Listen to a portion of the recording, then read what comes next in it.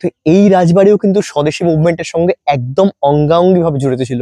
আর এই যে জায়গাটা দেখছেন, এইখানে সেই সময় বিপ্লবীরা থাকতেন। বিপ্লবীরা এই জায়গাকে ব্যবহার করতেন তাদের গোপন মিটিং, গোপন আস্তানা, গোপন গোলা বারুদ এইসব বানানোর জন্য এই জায়গাটাকে।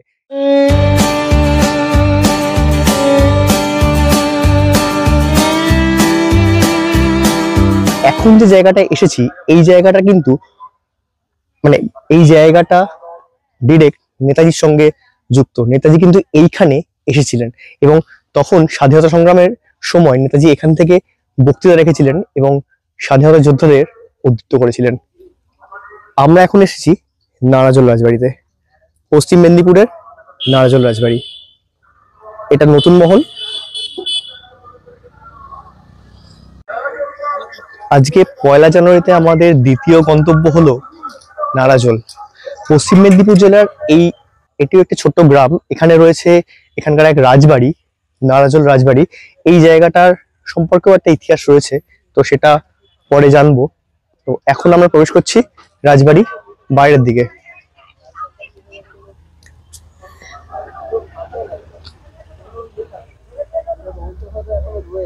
এই হচ্ছে নারাজল রাজবাড়ি সিংহ দরজা। এখান দিয়ে ঢুকে এলাম, এখানে গাড়ি রেখে এখান দিয়ে ঢুকে এলাম। এখন কিছুই যেমন অবশিষ্ট নেই, সবই ভাঙা, শুধু এই গেটটা শুধু রয়েছে। গেটের দুদিকে একটা সিংহের মূর্তি রয়েছে, ওদিকেরটা খুব সম্ভবত না, ওদিকেটাও রয়েছে। এখান দিয়ে ঢুকে এলাম, বাকিটা মোটামুটি পুরোটাই ভাঙা। এইটা হচ্ছে নতুন রাজবাড়ি, যেটা মানে বহির অংশ বা বহির রাজবাড়ি যেটাকে বলা হয় সেটা। ওদিকে একটা ঘাট রয়েছে, ওদিকেও যাবো। আনুমানিক 16 শতকের দিকে উদয়নারায়ণ ঘোষ এইখানে প্রতিষ্ঠা করেছিলেন এই নারাজল জমিদার বংশের, আর সেই থেকেই এই রাজবাড়ির ইতিহাস চলে আসছে।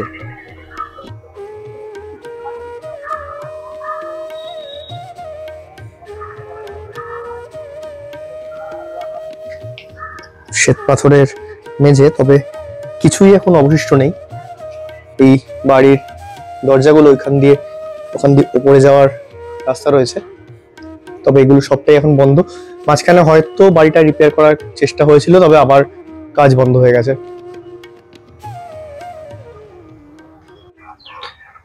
রাজবাড়ির সামনের অংশটা এইদিকে, এটা হচ্ছে রাজবাড়ির সামনের অংশ।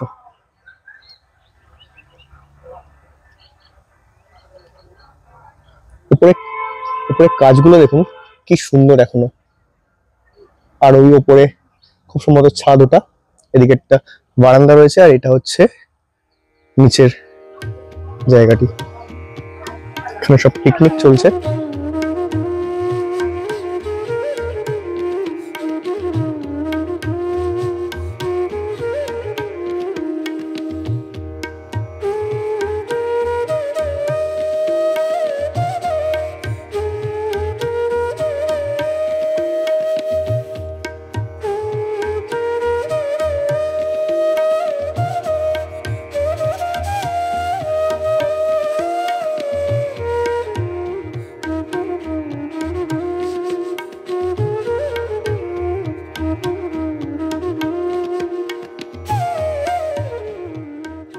এটা কি ছিল?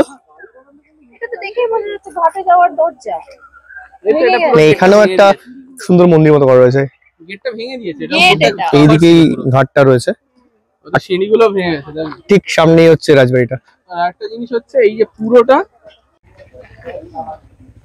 এটা একটা ফাউন্টেন ছিল, তাই তো পাপ্পা? এসব ঝুঁকে বুকে গেছে পুরোটাই। ওপরটা মাথা ছিল, মাথাটাকে ভেঙে নিয়ে চলে গেছে। ঠিক এটা তো নতুন রাজবাড়ি, তো এটা নতুন রাজবাড়ির সামনে। কাজগুলো কিন্তু এখনো সুন্দর রয়েছে, দেখ উপরে, বিশেষ করে উপরটা তো একদম সুন্দর রয়েছে। এটা আবার ডিরেক্টলি ইনভলভ ছিল স্বাধীনতা সংগ্রামে, সেখানে তো আরোই পরিচয় দিতে করবেন। একটু শুনে করছি, কথা বলছি। এই জায়গার ইতিহাসটা কিন্তু একটু অন্যরকম। প্রায় 600 বছরের বেশি পুরনো এখানকার ইতিহাস। উদয়নারায়ণ ঘোষ এই অঞ্চলে বর্ধমান থেকে আসেন শিকারে। তখন এই জায়গাটা পুরোটাই জঙ্গল ছিল। এখানে এসে তিনি শিকারে যান, এবং শিকারে সন্ধেবেলার পরে এইখানে একটা অদ্ভুত লোক জনশ্রুতি যে এইখানে তিনি রাত্রিবেলা সূর্যাস্তের পরে দেখেন যে একটা বক এবং বাজ পাখির মধ্যে অদ্ভুত যুদ্ধ হচ্ছে, এবং চারিদিক নাকি আলোয় পূর্ণ হয়ে গেছে। তো তারপরে সেইখানে তিনি অদ্ভুত জিনিসটা দেখে সেখানে থেকে যান এবং স্বপ্নাদেশে জয় দুর্গা তার স্বপ্নে আসেন এবং তিনি এইখানে তাকে মন্দির প্রতিষ্ঠা করতে বলেন। এবং পরের দিন সকালবেলা তিনি এখানে ফিরে এসে দেখেন এইখানে প্রচুর ধনসম্পত্তি রয়েছে এবং তার সঙ্গে সঙ্গে রয়েছে একটি জয় দুর্গার মূর্তি। তো তিনি সেখান থেকে আর ফিরে যাননি, ওই মূর্তি এইখানে প্রতিষ্ঠা করে এইখানে গড়ে তোলেন এই রাজবাড়ি। যদিও এটা পুরনো রাজবাড়ি নয়, এটা নতুন রাজবাড়ি। পুরনো রাজবাড়িটা হচ্ছে ওইদিকে আমরা যাব। তো তার সেখান থেকে উদয়নারায়ণ ঘোষ থেকে চলে আসছে এই নারাজল রাজবাড়ির ইতিহাস।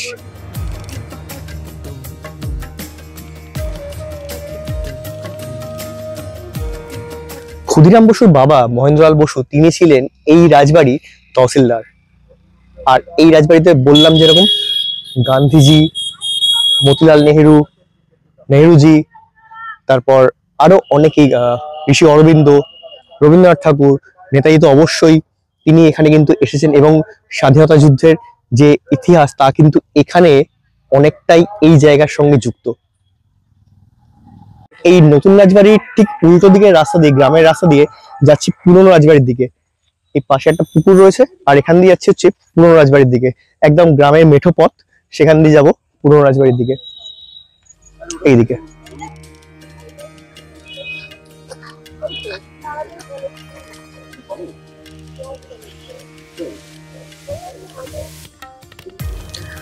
আর এই যে সামনে নারাজল রাজবাড়ির সিংহ দরজা।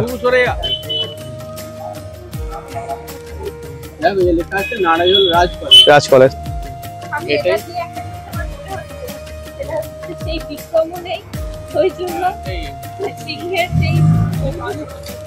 এই এখন যাচ্ছি পুরনো রাজবাড়ির দিকে। উপরে এগুলো কিন্তু পুরোটাই ভাঙা, আগে এখানে কলেজ ছিল, যদি পরবর্তীকালে সেটাকে স্থানান্তরিত করে নেওয়া হয়েছে।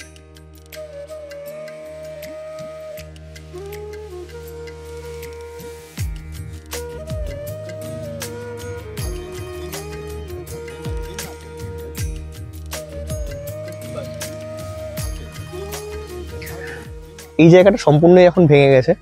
এদিকে একটা দরজা রয়েছে ভেতরে যাওয়ার হয়তো, আর ওইদিকে মন্দির রয়েছে, পেছন দিকে আরেকটা বাড়ি রয়েছে। এটা হচ্ছে সামনের অংশ, দিকে একটা বেদি মতো করা আছে ঠাকুরের, এইদিকে একটা মন্দির রয়েছে।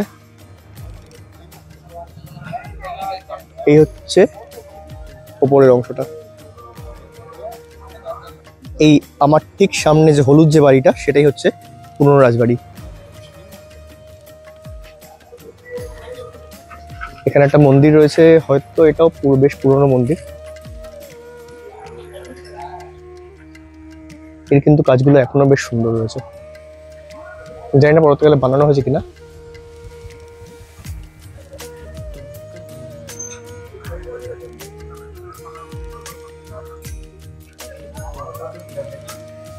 এইটাতে পুজো হয়। ওই ওপরের যে বাংলাটা ওটা কিন্তু পুরনো বাংলা, ওই বাংলাটা।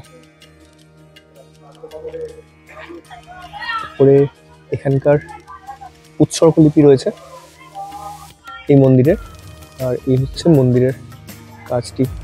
এই পরবর্তীকালে নতুন করে কিছু রেনোভেট করা হয়েছিল, তবে এখানে কিন্তু কাজগুলো কিন্তু এখনো অনেকটাই রয়েছে ভালো।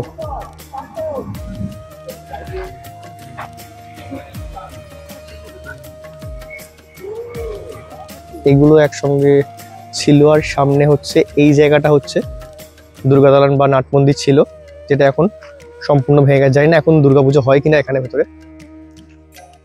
আর এইটা হচ্ছে নারাজল রাজবাড়ির ঠাকুর বাড়ি, ভেতরে ঠাকুর বাড়ি আছে, যাবো সেখানে পরবর্তীকালে। এই হচ্ছে রাজবাড়ি।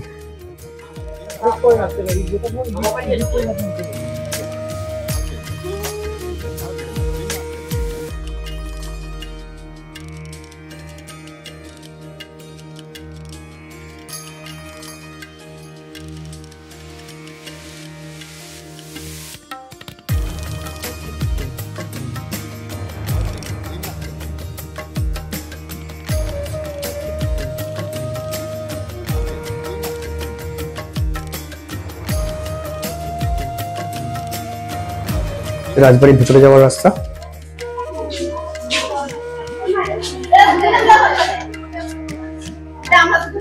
এই হচ্ছে রাজবাড়ি।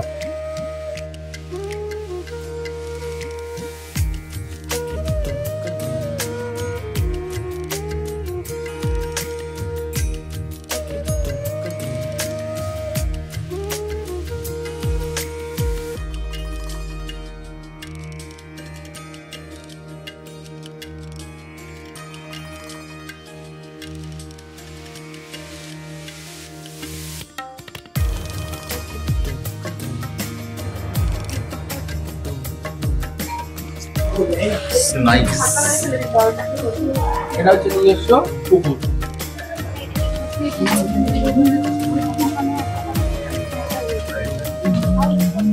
প্রাইভেট পুকুর।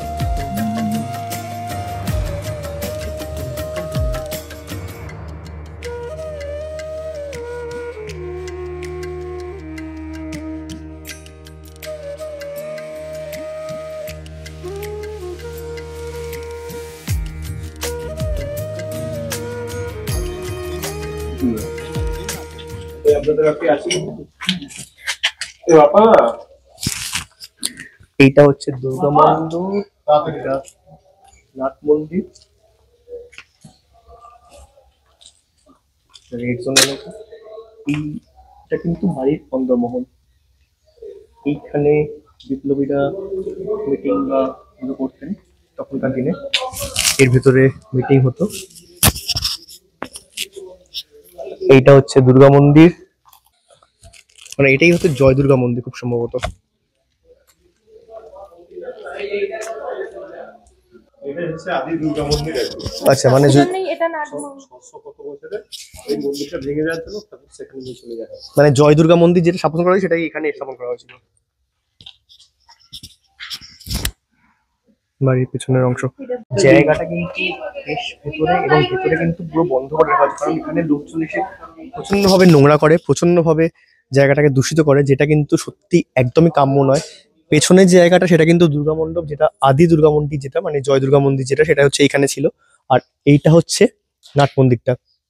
ভেতরে রয়েছে, আরো ভেতরে রয়েছে হচ্ছে বিপ্লবীদের আস্তানা, যেখানে বিপ্লবীরা মিটিং করতেন বা অস্ত্র বাঁধা হতো সেই জায়গাটা।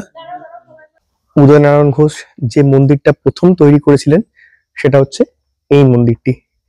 এই মন্দিরেই তিনি জয় দুর্গা মূর্তি স্থাপন করে সেখানে পুজো করেন, এবং তারপর থেকে সেখানে পুজো চলে আসে। যদি এখানে মন্দিরটা ভেঙে যাওয়ার বাইরে এখন পুজো স্থানান্তরিত হয়ে গেছে। আর এটা হচ্ছে নাট মন্দির। ওই দেখুন, ওখানে কিন্তু বেলজিয়াম গ্রাসের এখনো কিন্তু কাজ রয়েছে, কিন্তু হয়তো অনেকটাই ভেঙে গেছে, কিন্তু এখনো কিন্তু এই জায়গায় বেলজিয়াম গ্রাসের প্রচুর কাজ রয়েছে কিন্তু। এই দেখুন,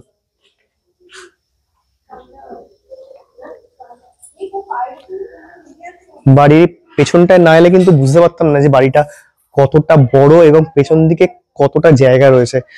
আর এছাড়া এই যে ইতিহাস, এই ইতিহাসটাও কিন্তু অন্য রকম কিন্তু আমাদের কাছে, যদিও প্রায় ধ্বংসের মুখে রয়েছে।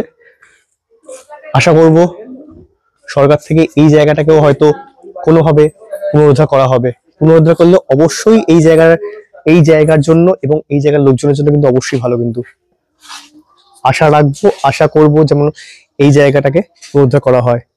এই দেখুন, এখানে রয়েছে দুর্গা মন্দির, আর এখানে হচ্ছে ভোগের ঘর। এদিকেও একটা স্ট্রাকচার রয়েছে, যেটাও কিন্তু লোহার স্ট্রাকচার কিন্তু। এটা হচ্ছে একদম পুরনো রাজবাড়ির ভেতরের অংশ। জায়গাটা বন্ধ ছিল, একজন ভদ্রলোক এখানে যিনি থাকেন তারই সহায়তা আমরা এখানে ঢুকলাম। এটা টোটাল রানীমহল। হ্যাঁ, এইটা বড় রানীমার বাড়ি। এটা আচ্ছা, এটা বড় রানীমার বাড়ি। হ্যাঁ, এরপরে ছোট রানীমার বাড়ি আছে। মানে এখানে অ্যাকচুয়ালি রানীরাই শাসন করতো। না, শেষে ছিল রানীমহল। শেষে ছোট রানী। এই দুই মহলের ঠিক মাঝখান দিয়ে আমরা যাচ্ছি এখন। এটা ছোট রানীমার বাড়ি, এদিকটা এটা ছোট রানীমার বাড়ি, আর পেছন দিকে হচ্ছে বড় রানী। প্রচন্ড মশা কিন্তু।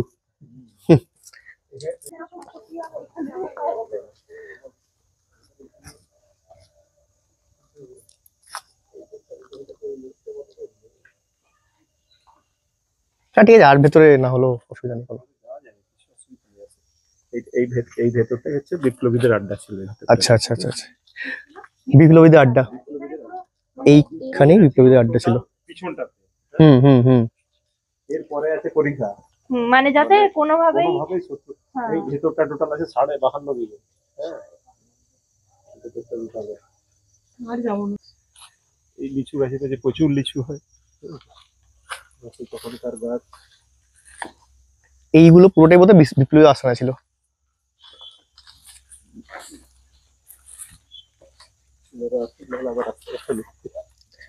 এসো,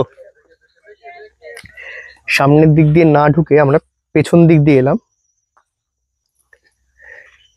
এইটা একদম মহলের পেছন দিকে, এখানটাই হচ্ছে বিপ্লবীদের আস্তানা ছিল।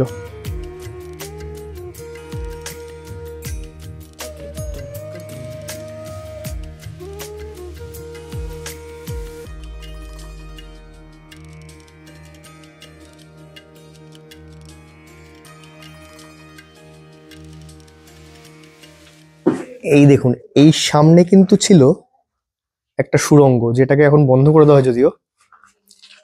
আর এই জায়গাটা কিন্তু পুরোটাই কিন্তু বিপ্লবীদের আস্তানা ছিল।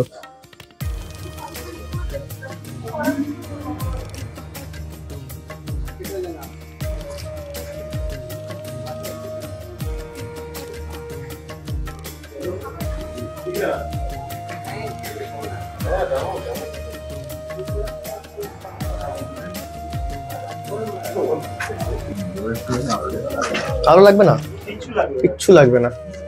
আরে রাজারা অন্ধকারে কাটিয়ে গেল।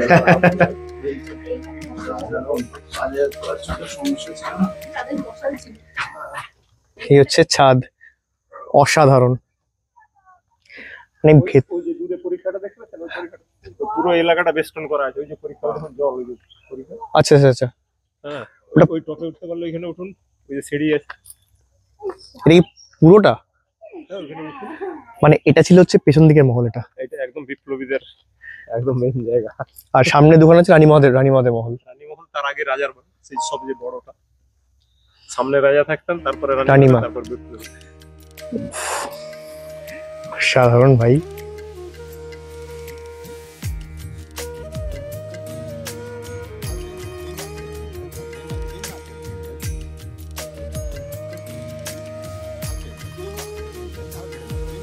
প্রায় 600 বছরের ইতিহাসকে সঙ্গে নিয়ে আজও দাঁড়িয়ে রয়েছে এই নারাজল রাজবাড়ি।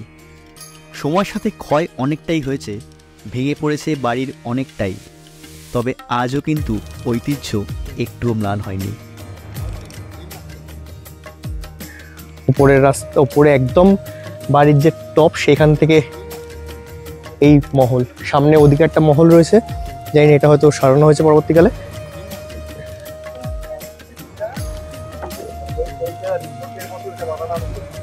এখানে থাকতো বিপ্লবীরা।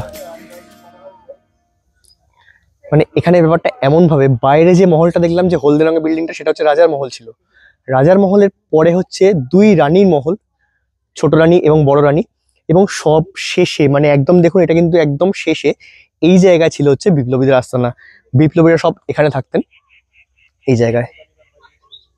একদম শেষে এই দিকটা হচ্ছে বিপ্লবীদের আস্তানা।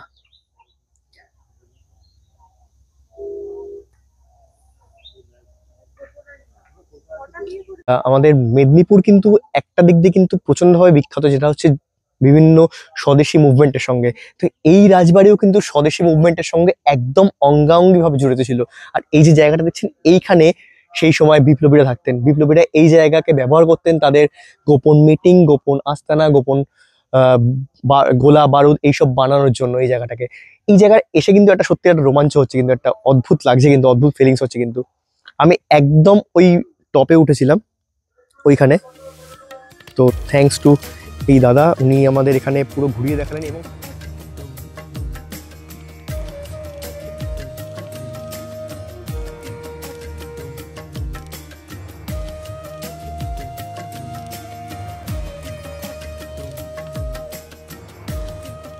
এবার যাচ্ছি এনাদের বাড়ির মন্দির।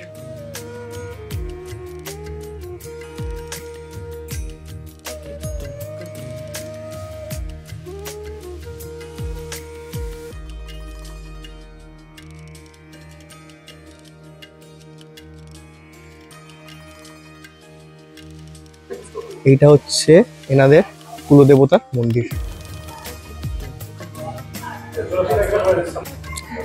এইখানে বাড়ির ব্যবহারের একটা পালকি রয়েছে।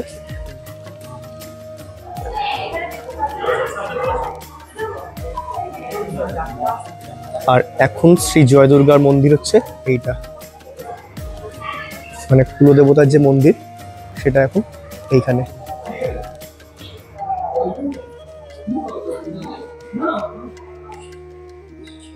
উনি জয় দুর্গা, হয়তো ভেতরে একটা মূর্তি রয়েছে।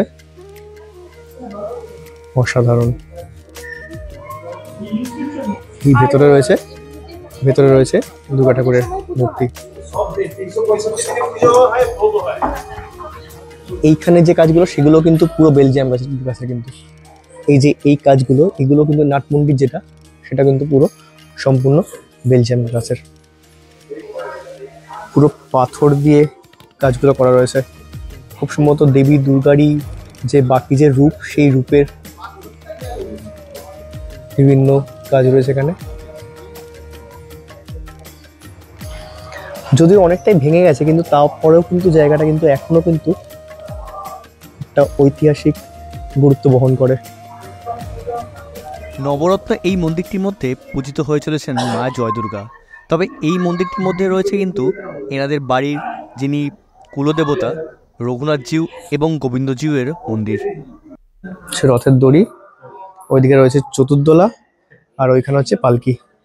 এইটা হচ্ছে বাড়ির মন্দির।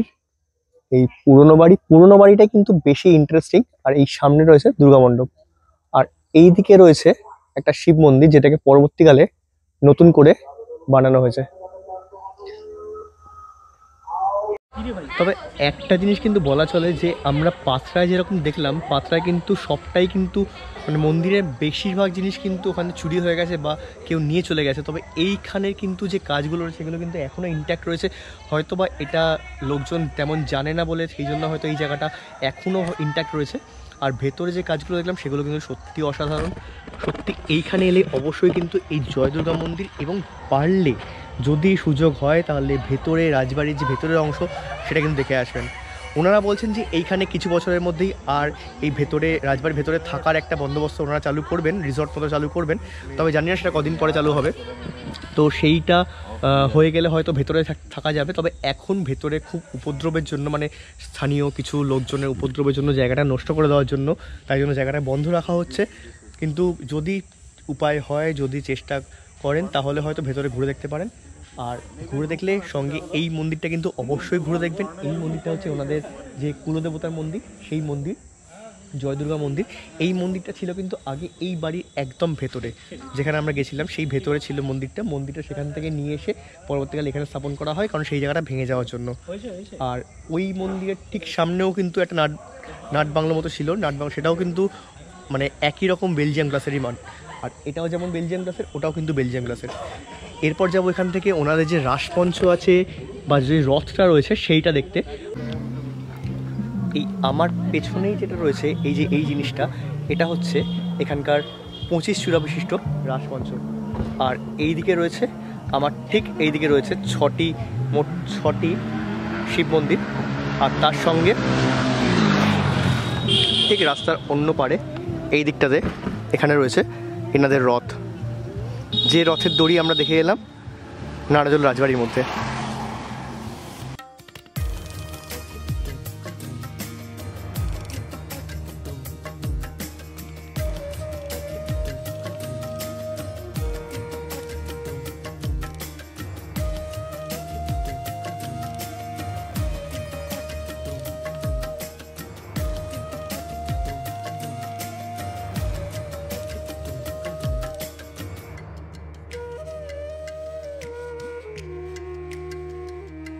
আর এটা হচ্ছে এনাদের রথ।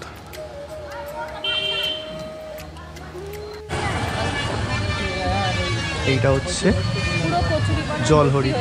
যদিও আগে এখানটা পুরোটাই কিন্তু এই দিঘিটা ছিল, দিঘির ঠিক মাঝখানে হচ্ছে ওই মন্দির, মানে একটা বাড়ি মতো একদম পুরো পানা পুকুরে ভর্তি। তবে এই জায়গাটা যদি মেনটেন করা হয়, যদি সুন্দর করে বাঁধিয়ে দেওয়া হয়, বা এই পুকুরটাকে যদি একটু রক্ষণাবেক্ষণ করা হয়, তাহলে আশা করি জায়গাটা দেখতে আরও অন্যরকম লাগবে। আজকে এই 1 জানুয়ারির যে ঘোরা এখানেই শেষ করছি। আবার দেখা হবে অন্য একটা ভিডিওতে। যদি এই ভিডিওগুলি আমাদের ভালো লেগে থাকে তাহলে অবশ্যই লাইক করুন, শেয়ার করুন, আর সাবস্ক্রাইব করুন আমাদের এই চ্যানেল ক্রিয়েশন থ্রু মাই আইসকে। আমরা এই নারাজল থেকে এখন ফিরে যাচ্ছি কলকাতার দিকে। আর দেখা হবে আপনাদের সঙ্গে অন্য ভিডিওতে।